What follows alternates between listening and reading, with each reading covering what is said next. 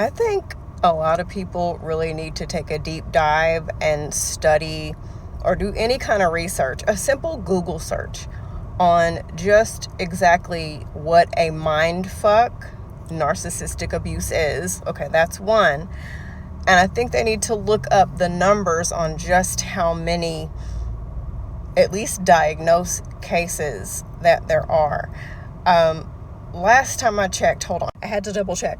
Just in the US alone, the statistic is about 1 in every 200 people. And that's just the diagnosed cases, because if you are a narcissist, you're not going to seek any kind of mental health care. So there's probably way more than that. I'm willing to bet there's way more than that. I think you slip into some very dangerous territory. We're getting into victim blaming. We're getting into all kinds of shit, just sounding flat out uneducated when we tell victims of narcissistic abuse that they should have seen the signs. When I hear somebody say that, it lets me know that they don't know what they're talking about. It's not, in general dating, if a guy is a creep or just your run-of-the-mill asshole, you will see blatant signs that this guy is, an asshole. But the tricky thing about narcissistic abuse is, like, there's an analogy. I don't really like to use this analogy. Vegan people, don't take offense. It's just an analogy that's been around for a while. It's like when you put a frog in hot water, it will immediately jump out of that water, right?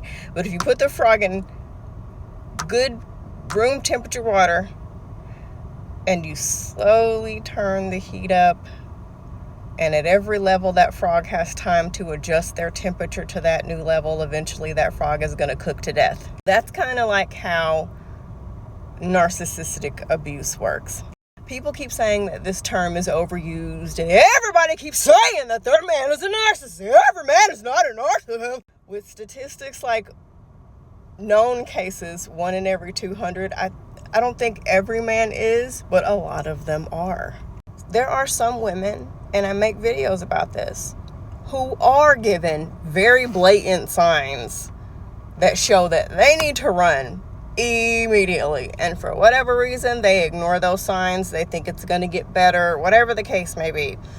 But in the case of a relationship where you are dealing with somebody who is a narcissist, or who you feel is a narcissist, you don't recognize what's happened to you either, one, until you're so far into it, and then you wake up one day and you're like, wait a minute, this is totally different from what happened? And you're just like, wow, what's going on? Or you recognize it once you've gotten out of it and you've had time to look back over the situation. And then we have to look at statistics where men switch up after a woman is pregnant. That is the number one cause of death in pregnant women. It's not malpractice. It's not childbirth. It's getting murked by their very own partner. A lot of women are put in danger once they live this life that has been glamorized of being a stay-at-home mother because they saw some influencer glamorize it, even though that influencer has nannies and a wad of money. Once you become financially dependent on somebody, that's another factor. You think your man is Prince Charming, and then you're asking him for money, and a switch flips, and now you are scrambling trying to figure out how to put 5 cents together so you can make a plan to get out. You have bitten off a big piece of the patriarchal pie.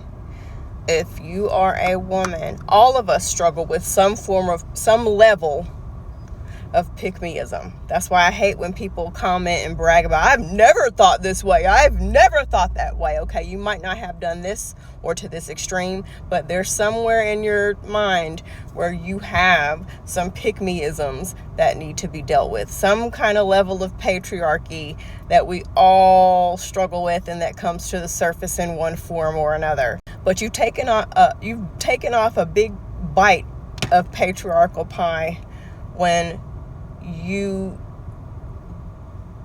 step into the territory of starting to victim blame and telling victims of abusive situations that they should have known better, or that there had to be something. Because like I said, sometimes you only recognize it when you're knee deep in it.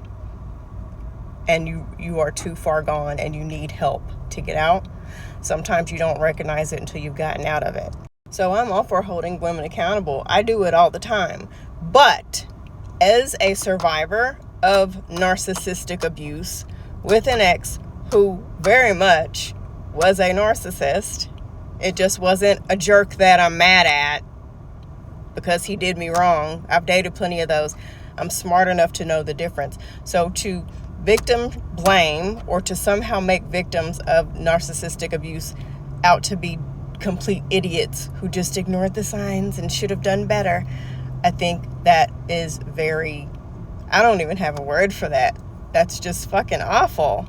So if you are tired of hearing women call everybody a narcissist, maybe that's just your FYP and those are the videos that you are seeing for whatever reason. But on my FYP, I don't really see a lot of people saying that their ex is a narcissist. I just don't. It's not something that I see every day. I have two mutuals that talk about narcissistic abuse, and I'll see their videos on my FYP because we are mutuals. But other than that, it's not just this, oh my gosh, every other video I'm scrolling through, a woman is calling her man a narcissist. Oh my God, she's talking about a terrible dating experience and she's saying the ex is a narcissist. I'm not seeing that. So we really, as a society, need to work on not shaming women, not making them feel stupid. Yes, we can hold women accountable for the decisions that they make, and ask them to do some reflection so that they don't tumbleweed from bad relationship to bad relationship. But we also have to be careful and hold space for victims of abusive situations. That's a whole different beast. That's a whole different ball game. And I just want to encourage a lot of you to maybe pick up a book about narcissism, Google search, go down the rabbit hole so you can learn, or just be a good human and have some fucking empathy. Okay, if you've never gone through a specific situation, or at the very least, if you haven't gone to college to study it, if you have not attempted to do any real research on it, then it's best just not to speak on that at all.